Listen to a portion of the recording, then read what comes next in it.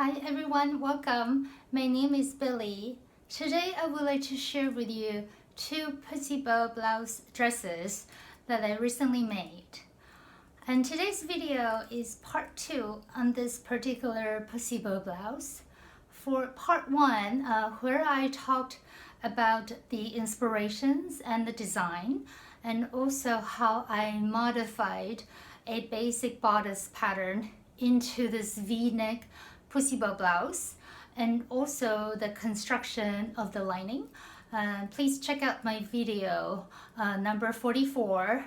That is part 1 on this particular pussy bow blouse dress. And of course, this pussy bow blouse dress is an evolution of the Mood Society's Onella pussy bow blouse, which is a free pattern, and I will link it in the description box below. And that I also covered in my videos number 41 and 43 if you are interested in taking a look. And so the first dress that I will share with you today is this one here, made from 3 yards of 42-inch silk that I purchased from Mood's store in New York City's Garment District a little more than 2 years ago. And so here is a close-up of the fabric itself and the texture. So this fabric in a way is a little special to me because this is one of the 2 pieces of fabric that I purchased during my very first trip to New York City's Garment District when I decided that I wanted to make garments for work. And I previously talked a little bit about how I decided to make my own garments for work in my last video number 45, if you are interested. And so I purchased this from the store 2 years ago when I knew basically nothing. So I picked this one only because I really like the print, the design, and it's 100% silk, and it's actually quite thick. And also I just love a very subtle sheen of this fabric. And unfortunately, I really don't know what this fabric is. I don't know what kind of silk it is. All I know is that it is not a silk crepe de chine, not silk chamois, or silk jacquard, or silk georgette, or chiffon. So I have no idea what it is. But I do know many of my viewers, at least quite a few of my viewers, are highly knowledgeable and highly experienced sewists.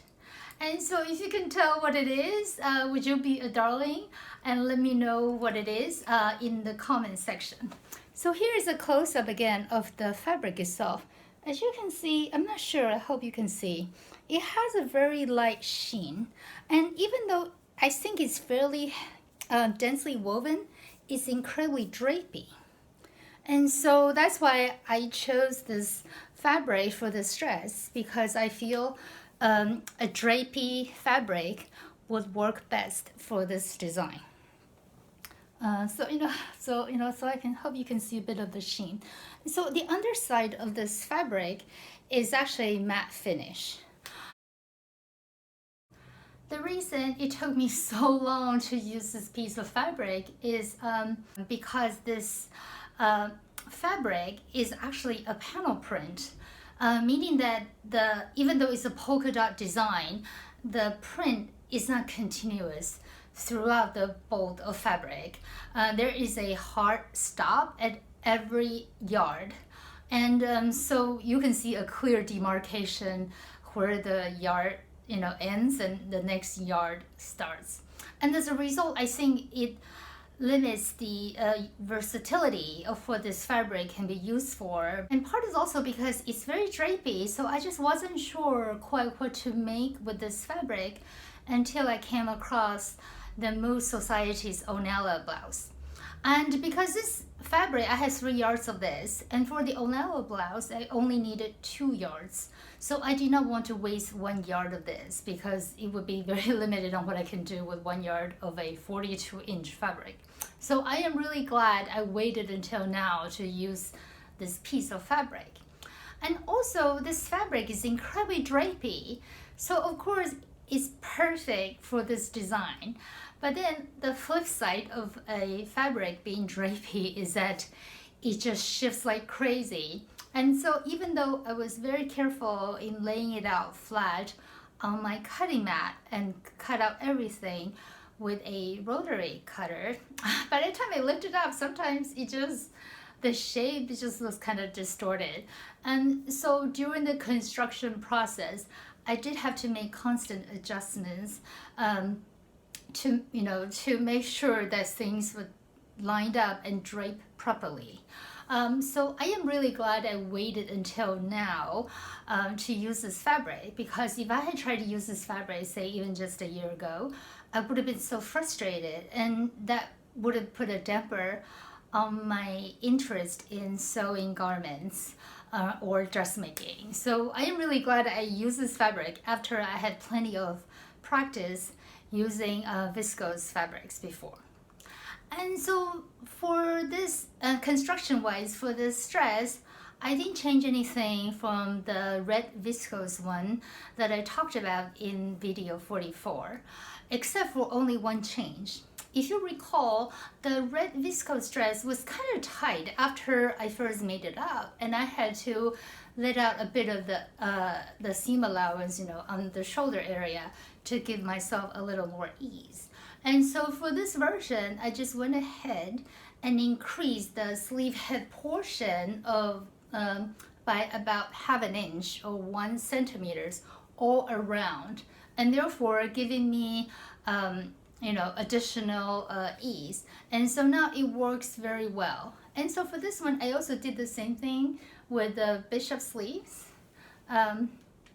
And so I am really happy how this works out. And as you can see, even though this is a very drapey fabric, and this silk, is incredibly substantial actually. It is, I guess it's actually about almost 4 ounces per square yard, or probably about 150, GSM, grams per square meter. And so it is a very substantial piece of fabric, and it just feels so luxurious. So after I made it up, I was so impressed by it. Of course, I do not mean to sound boastful, but after I made it up, I was like, wow, this dress really looks expensive. And it really just shows you what the impact of a quality fabric can have on the final outcome of this dress. And for this one, I lined it with standard China silk. Unfortunately, I ran out the China silk. That is a good match for this color. So here's a picture of the inside of the dress, and as you can see, the center, the back, and also the sleeves are a different color, but they are somewhat, sort of belong to the same sort of warm color family, and so I figured that would be fine. Here is a video of this brown polka dot silk dress, and I paired it with a pair of 3.5-inch heels in mahogany. And I think this combination, this color being a bit darker, is really suitable for work, and I am so glad how it turned out. And here, because actually I have a little bit of fabric left, so I was able to cut out pockets for this one. So this dress also has inseam pockets. And I am just really in love with this whole design. I think it's very timeless, and as long as I stay the same size, I'm sure I will be able to wear this one for easily the next 10 or 15 years, as long as I take care of it. The second dress that I will share with you today is this one here, made from 2.5 yards of about 58-inch silk georgette that I purchased from moodfabrics.com last month during its Black Friday sale. And so here is a close-up of this fabric. and also the drape itself. And being Georgette, it's incredibly drapey, and that's why I thought that this fabric would work very well for this design. And I just really love this very bold and very large leafy print. And by the way, also this fabric is 63 grams per square meter, or about 16 mummy weight, for your reference. And because the Sew Georgette is relatively translucent, so instead of lining this dress with a standard 8 mummy weight China silk, I lined this dress with a 12 mummy weight silk chamois. And so in a way, this dress is incredibly luxurious. Oh, by the way, the reason I lined this dress with silk chamois instead of a higher weight China silk is that I have tried 10 mummy weight China silk, but it's a little more stiff just because of the weaving of the China silk. And so I wanted to use something that is also very drapey, so then I would not sort of disturb the drapiness or the drape of the silk Georgette for the exterior fabric.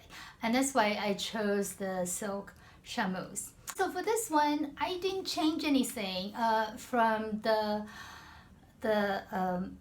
brown polka dot version. And so everything is exactly the same.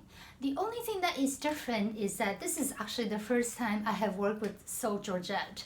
But fortunately, you know, from my prior practices with the other pieces of silk fabric and also just generally silk linings that I use and also the viscose spray on, so it really prepared me for this very tricky fabric. And I can say I have never ever in my entire life be so conscious of the grain line of a fabric until I started working with this one. Because it just drapes so differently when you lift it and also when you lay it down flat on the cutting mat to cut.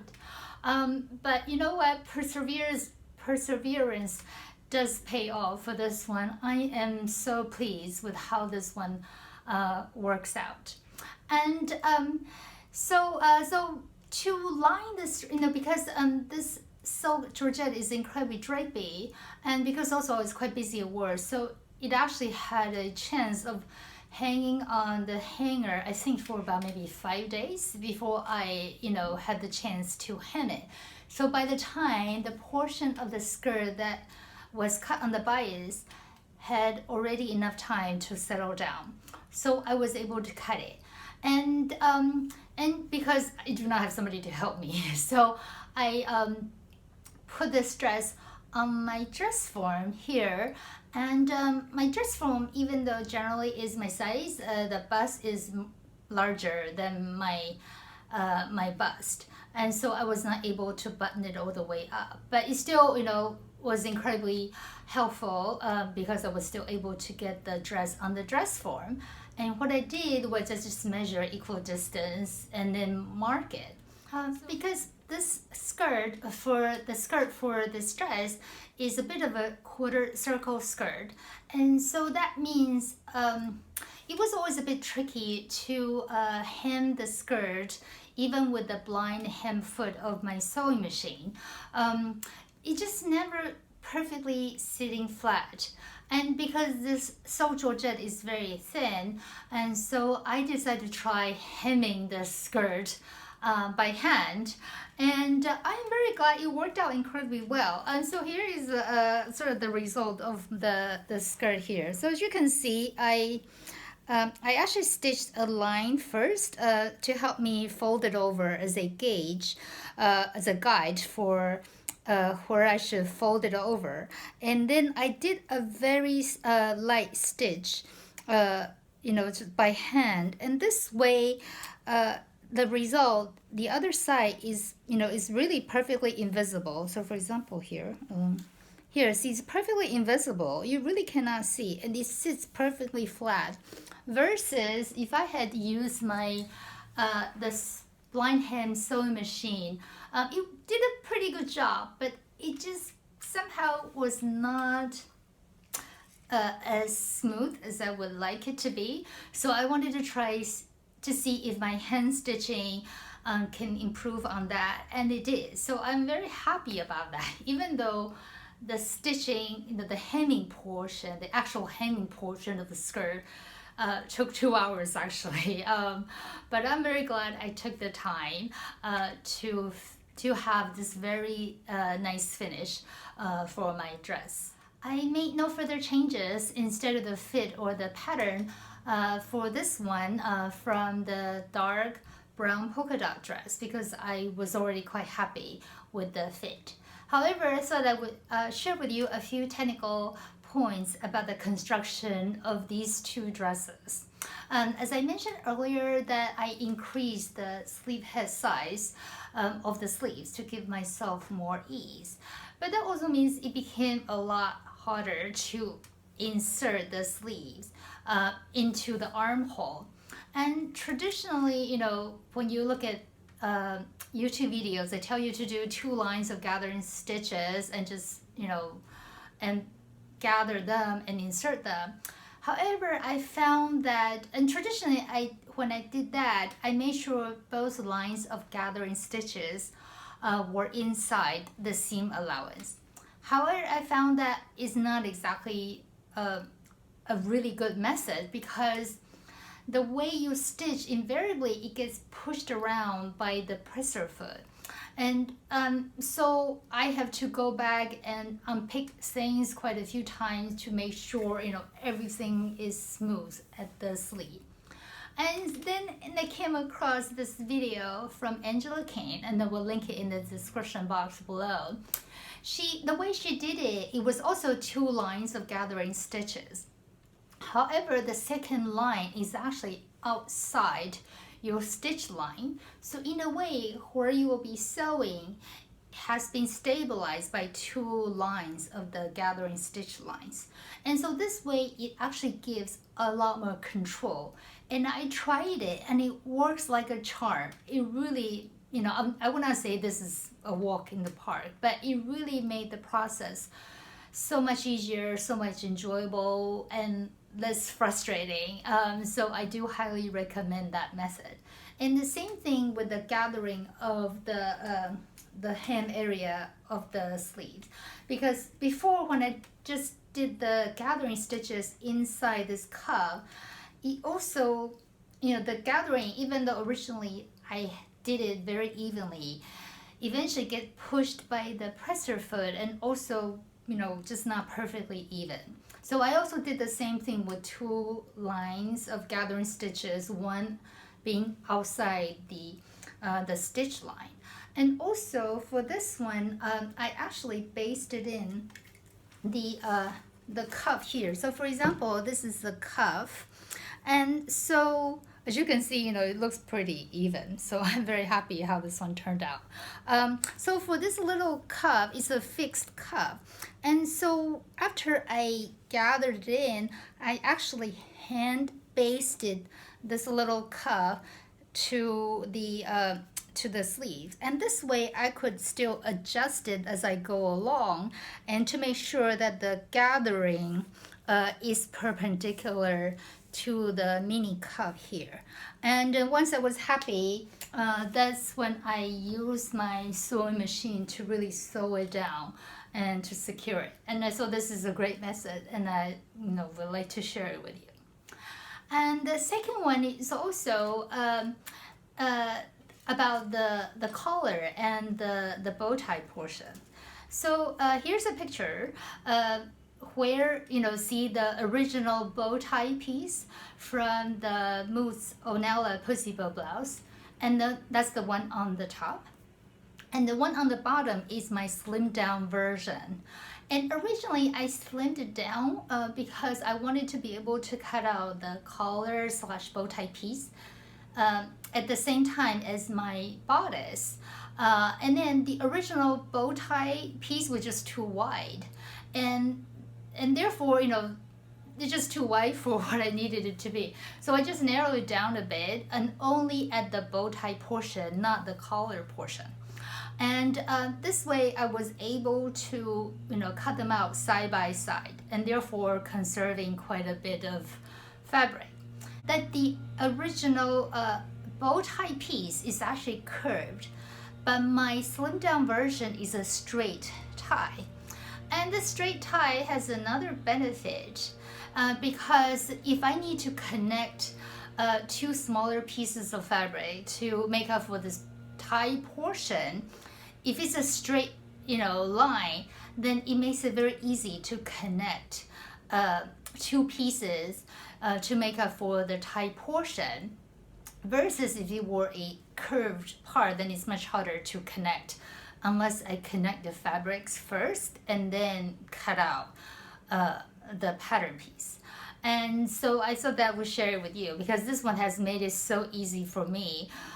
Just about every single Onella blouse or the Onella or the Compostable blouse dress that I have made, except for the very first one and also this one, I had to connect smaller pieces to make up for the bow tie portion. And because the way the bow tie is tied, so as long as the connection is anywhere after that notch, where the collar portion ends, and also maybe here, as you can see, probably about 6-10 inches. So as long as the connection is anywhere between the end of the collar and about 60 inches from the end, the connecting seams will be hidden within this tie, and therefore it will not be visible. And of course, if the fabric itself has a busy print, then it definitely would not show. And the last one, sort of a tidbit that I will share with you, is the fabric itself. So these days, some of the polyester fabrics are so well manufactured that it's really difficult for people who are not in the business to tell whether it is real silk or whether it's polyester. And the easiest way, actually, assuming you can get a little piece or a little sample, is to just actually burn it. And I actually learned this trick from the owner of Mood's store in New York City's Garment District. And so here is a video of my experiment burning the thicker dark brown polka dot fabric. And as you can see, originally it didn't seem to want to catch fire, but then it did catch fire, and it burned, but very quickly, I counted about 11 seconds later, the fire went out. And I measured the portion that got burned. It's about 1 centimeter, so really not very much. And also a thing about silk is that when you burn it, it has a very distinct smell because obviously it's a silk thread, it's this type of protein. So it's very different from, say, a polyester, because the polyester would just melt and become kind of hard plastic, versus burning and producing this ash. And so that's the first one. And then I also burned the Sew Georgette. And the Sew Georgette being a much more loosely woven fabric, it caught fire right away. And then I counted it burned itself out about 8 seconds later. And then the portion that got burned is also about 1 centimeter, maybe just a little more. So this experiment got me thinking, and I certainly do not want to be preachy here, but using natural fibers, in a way, I think is a safer choice also, because God forbid that if somehow we are ever caught in a fire situation, if we are wearing a sort of a garments made from natural fibers, most likely we will be able to pad it out, or maybe it will just burn itself out quickly. Versus if the garments are made from polyester or other types of synthetic material, then it would melt. And then imagine if the thing, the melted plastic is stuck on your skin, and just the nightmare of trying to remove that stuck on plastic from your skin without causing serious injury. It just really scares me to even think about it. Here is a video of the silk Georgette dress, And I paired this dress with a pair of 3.5-inch heels in black. And incidentally, this dress does not have pockets, even though originally I did cut out the pockets for it. But after I installed the first pocket, I quickly realized that did not work. And the reason is because normally the pockets are in between the exterior fabric and the lining. And because this silk georgette is fairly translucent, and therefore you can actually see the pocket if you were looking at me. And the only way I knew how was to actually flat line the exterior fabric. But then I did not want to do that because that would affect the drape of this fabric or the dress. So I decided to just simply remove the pockets to make life easier for myself. Thank you so much for watching. I hope you have enjoyed this video. And this will be my last video for 2020.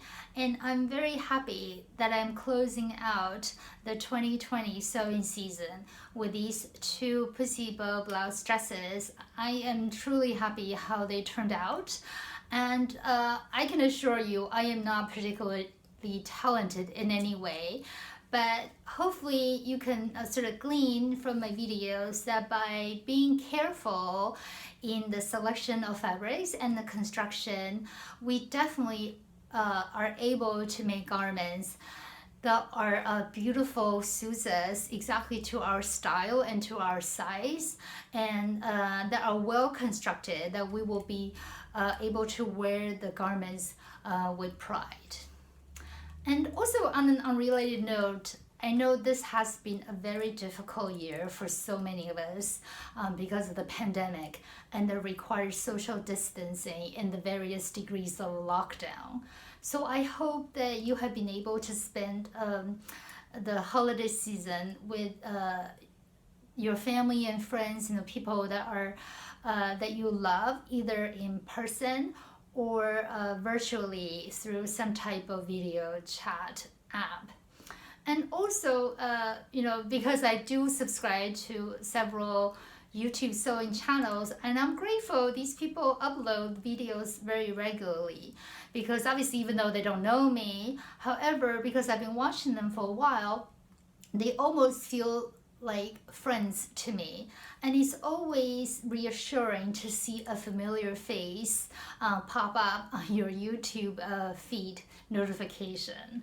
And it just so happened that maybe 2 weeks ago there was a comment on one of my videos, and where the person said that just listening to me, watching my videos makes them feel less lonely. And originally I wasn't sure if it was a troll or not, but I decided to reply anyway with words of encouragement, because I know it has been such a difficult time, and if I can do a very small part in helping somebody, better able to cope with this pandemic, I'm certainly happy to do my part to just help another person out there. Thank you so much again for watching, and my dog George and I would like to wish you a very happy and very safe 2021. And I hope I will see you soon in the new year. Bye bye!